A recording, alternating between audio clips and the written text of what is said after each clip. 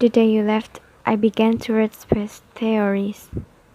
I read about why the Earth goes around the Sun, about the solar system slowly collapsing into itself, about black holes and supernovas.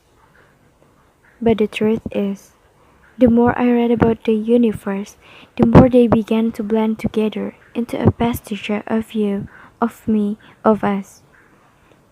This isn't about spirituality, understand? This isn't about how it wasn't in the stars, and I wish I had loved you like the earth loves the sun.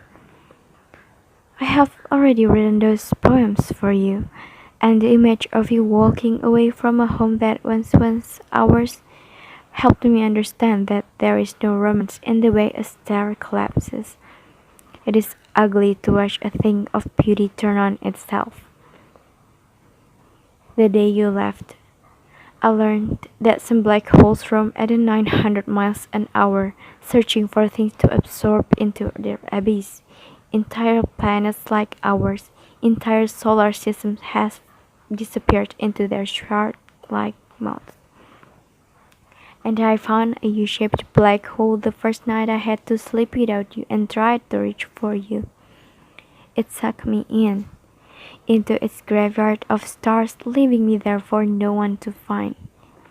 It took me 3 days to find my way back, to leave our bed, to call my mother back and try to explain where I have been.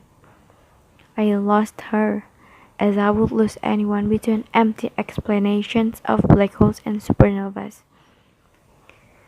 The day you left, I forgot how to write. I forgot the way it feels to feel my fingers wrap around a pen and pour emotions in black ink into a white abyss of nothingness, filling it with words so that it doesn't seem so empty, so terrifyingly alone. Do you remember my fear of wide open blank spaces, both dark and light?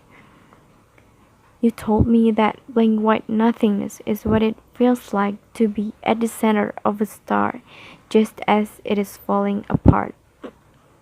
I'm so sorry I didn't believe you.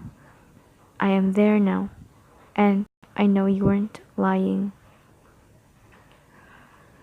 The day you left, I realized you were a rogue planet, that you didn't orbit around anyone or anything, that you had no solar system, and you found your way into mine, into my orbit to stay with me just for a little while.